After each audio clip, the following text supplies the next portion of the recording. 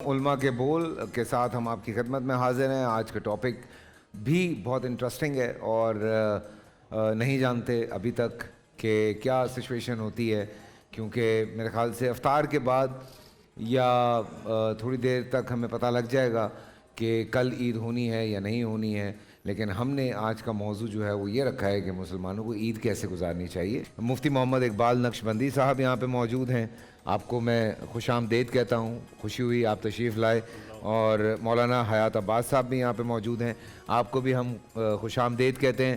بڑا اچھا ہمارا الحمدللہ 29 روزے اور سحریاں یہاں پہ رہی ہیں، بڑی قربت رہی ہماری۔ کچھ علماء کرام واپس اپنے شہروں کو لوٹ گئے اور کچھ ابھی یہاں موجود ہیں۔ پروفیسر صاحب ہیں، مفتی صاحب ہیں، ہمارے مفتی نوید صاحب ہیں، اور آج میں آغا شیرازی صاحب کو 2 دن سے روکے جا رہا ہوں کہ تھوڑی گفتگو جو ہے وہ چلتی رہے گی۔ نقشبندی صاحب آپ سے بسم اللہ آج کرتے ہیں، آپ مہمان ہیں، ظاہر سی بات ہے۔ عید ایک مسلمان کو کیسے منانی چاہیے، یہ سب سے چھوٹی سی اور بڑی بیسک بات ہے، لیکن ہم اس کی تفصیل میں چلتے ہیں۔ بسم اللہ الرحمن الرحیم۔ شکریہ فیصل بھائی، سب سے پہلے تو میں آپ کو مبارکباد پیش کرنا چاہوں گا کہ بڑے خوبصورت پروگرام آپ نے ماہ سیام میں کیے ہیں۔ اللہ رب العزت آپ کو، آپ کی ٹیم کو اور پورے بول نیٹ ورک کو برکتیں عطا فرمائے۔ آمین آمین آمین۔ سالوں کا یہ تعلق ہے بول کے ساتھ اور اس فیملی کے ساتھ، دعائیں تو لیتے ہی رہتے ہیں اور رابطہ بھی ہوتا ہے، مگر زہ نصیب کہ آج آپ کے پروگرام میں آنا نصیب ہوا۔ دیکھیے کہ جو آپ کا سوال ہے وہ بڑا اہم ہے۔ عید عود سے نکلا ہے، جس کے معنی ہے بار بار آنا یا لوٹنے کو کہتے ہیں۔ ہر قوم کا ایک تہوار ہوتا ہے، یقیناً مسلمانوں کے ہاں بھی عید کا اسلام نے یہ تصور دیا ہے، خوشی کا، اللہ کی نعمتوں کا شکر ادا کرنے کو ہم دین کے اندر عید کہتے ہیں۔ نبی رحمت صلی اللہ تعالیٰ علیہ وسلم نے سن 2 ہجری کے اندر پہلی عید ادا فرمائی۔ رسول خدا ایک راستے سے تشریف لے گئے عیدگاہ میں، بڑے میدان میں، اور دوسرے راستے سے تشریف لائے۔ اب اس کی حکمت علماء کرام نے یہ لکھی ہے کہ ایک راستے سے جانا، دوسرے راستے سے آنا، اب مسلمانوں کے لیے تو یہ یقیناً سنت بن گیا ہے، مگر رسول خدا صلی اللہ علیہ وسلم نے ایسا کیوں کیا ہے؟ اس میں راز یہ ہے کہ اللہ کے رسول صلی اللہ علیہ وسلم ایک راستے سے گئے، جو راستے میں ملتے گئے، ملاقاتیں ہوتی گئیں، حضور ان کو نوازتے گئے۔ سبحان اللہ۔ اب دوسرے راستے سے آنا یہ ضروری تھا تاکہ ہم ادھر سے آئیں تو جو رہ گئے ہیں ان کو بھی نوازتے جائیں، کوئی اس رحمت للعالمین صلی اللہ تعالیٰ علیہ وسلم کی رحمت سے وہ فیض یاب ہو جائے اور کوئی باقی رہ نہ جائے۔ میں سمجھتا ہوں کہ عید مسلمان تب ہی حقیقی عید کا تصور جو ہے وہ کچھ یوں ہے کہ ہم نے شاید یہی سمجھ رکھا ہے کہ گاڑیاں بڑے پارکوں میں لگا کے یا گھر سے نکل جانے کا نام عید ہے۔ اصل عید اس چیز کا نام نہیں ہے۔ عید اسلام کے اندر یہ ہے کہ ہم مسلمانوں کے دکھ درد میں شریک ہو جائیں، ان کے غم کو سمجھیں اور خاندان کی روایات کو دیکھیں، اور اسلام کا جو اصل چہرہ ہے جو ہم نے مہینہ بھر دکھایا۔ اصل ایک بات یہ بھی ہے فیصل بھائی کہ رمضانوں کے اندر ہم اپنے نفس امارہ کے خلاف کرتے رہے، نفسیاتی خواہشات کو چھوڑ کر کے اللہ رب العزت اور اس کے پیارے رسول صلی اللہ تعالیٰ علیہ وسلم میں اتباع میں پورا مہینہ گزار دیا۔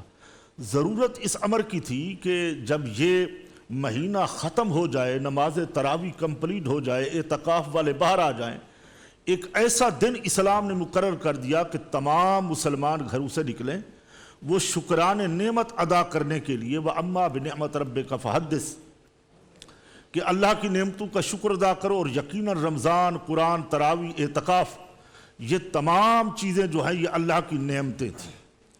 اب الحمدللہ جب ہم نے ان کو ادا کیا تو ضرورت اس امر کی تھی کہ ایک بڑے میدان میں یا عیدگاہ میں جا کے وہاں نماز عید ادا کریں اور اللہ کا شکر ادا کریں کہ مولا نے کرم کیا, اس کی توفیق سے یہ سارے کام ہوئے. بالکل. اگر میں نے اعتکاف کیا تو اللہ کی توفیق سے مکمل کیا, بے شک. میں نے روزہ رکھا تو اللہ کی توفیق سے ہی میں نے روزہ رکھ سکا. اللہ نے کرم کیا, میں نے تراویح پڑھائی, قرآن سنایا تو اللہ کی توفیق سے یہ سارے کام ہوئے.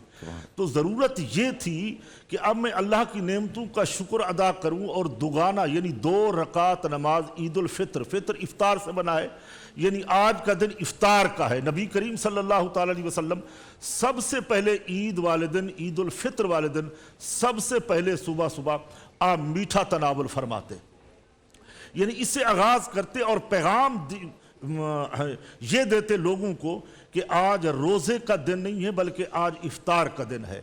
ہمارے ہاں یہ ہے تصور کہ عید والے دن بعض جہلا صوفی جو ہیں وہ روزہ رکھ لیتے ہیں, جی ہم تو بالکل آج بھی روزہ رکھتے ہیں, حالانکہ عید والے دن روزہ رکھنا حرام ہے. چند ایسے ایام دن آئے ہیں سال کے اندر جن دنوں میں شریعت نے منع کیا ہے. پھر شریعت کا اطلاق جو ہے وہ باطن پہ نہیں ہوتا, وہ ظاہر پہ ہوتا ہے. ہم جو کچھ ظاہر میں کریں گے اس کے اوپر شریعت کا اطلاق ہو جائے گا. اب ہم کسی کے دل کو نہیں دیکھتے کہ جناب یہ بڑا متقی ہے, بڑا پرہیزگار ہے, بڑا یہ ہے, بڑا وہ ہے. ہم اس کے ظاہر کے جو قول و فعل ہے اس کو دیکھیں گے کہ یہ کیا کہہ رہا ہے اور کیا کہنا چاہتا ہے, کیا کر رہا ہے. اس کے اوپر شریعت کا اطلاق ہوگا, اسی کے اوپر فتویٰ دیا جاتا ہے. اب عید الفطر افطار کا دن ہے تو لہذا نبی کریم صلی اللہ تعالی علیہ وسلم کی ایک حدیث ہے, امام غزالی بھی فرماتے ہیں اور ہمارے ہاں ایک کتاب پڑھائی جاتی ہے حدیث کی, مشکات شریف, یعنی یہ سیاستہ سے ہٹ کے ہے.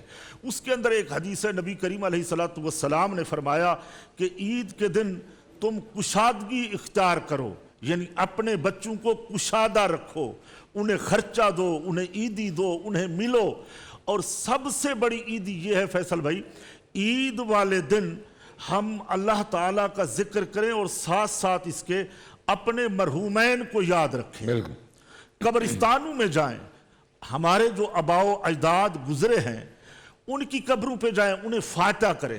اس میں کہیں ممانعت نہیں ہے, کسی مسلک میں, کسی فرقے میں, کسی معاملات میں کوئی نہیں منع کرتا, بلکہ ہاں اس کے آداب کے طریقوں میں اختلاف ہے کہ بھئی اندر نہ جائیں, جوتوں کے ساتھ قبروں کے اوپر نہ چڑھیں. بلکہ یہ بتایا گیا کہ اگر ہم عید بھی کر رہے ہیں تو پھر بھی ہم آخرت کو یاد رکھیں. کہیں عید کی خوشی میں ہمارا نفس امارہ جو ہے ہمارے اوپر یہ ظلم نہ کر دے کہ ہم آخرت کو بھول جائیں, بلکہ ہمیں یہ کرنا ہوگا کہ ہم عید اپنے بچوں میں کریں, فیملی میں کریں, کہیں بھی کریں, مگر ہم نمازیں ترک نہ کریں, نمازوں کو نہ چھوڑیں. چونکہ پورا مہینہ ہم اپنی آزمائش میں, ابتلا میں, یعنی یہ سارے امتحان میں گزار کے آئے ہیں.